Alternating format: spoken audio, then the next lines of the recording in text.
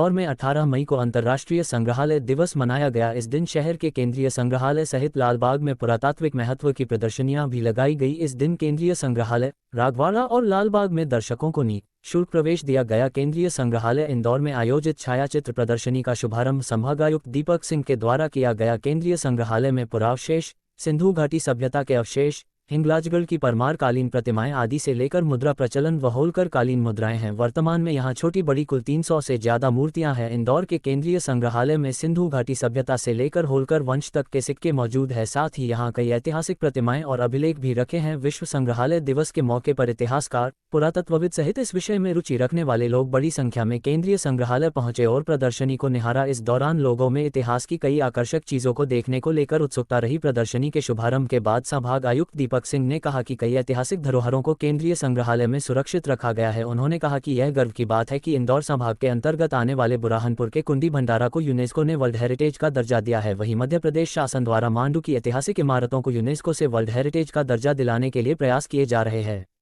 आज यहाँ केंद्रीय संग्रहालय में जो प्रदर्शनी का आयोजन किया गया है, बहुत खुशी की बात है कि यहाँ पर बहुत सारे इतिहासकार, पुरातत्वविद और इस विषय पर रुचि करने वाले लोग यहाँ पर आ रहे हैं।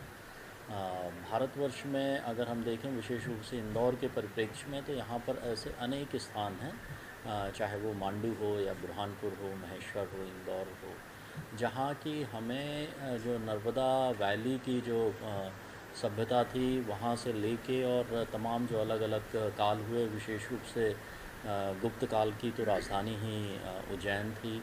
बाद में परमार काल में राजा भोज की राजधानी धार और मांडू रही, और कालांतर में होलकर के समय में, राजवंश के समय में अहिल्या जी का और होलकर राजवंश का जो शासन रहा।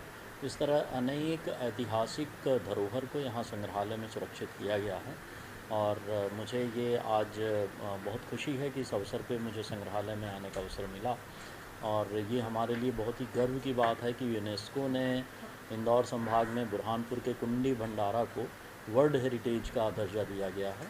और अभी मध्य प्रदेश शासन इसके लिए भी प्रयासरत है कि मांडू में जो वहाँ पर आर्कियोलॉजी महत्व के जो इमारतें हैं, उनको भी यूनेस्को से एक वर्ल्ड हेरिटेज का दर्जा दिलाया जाए।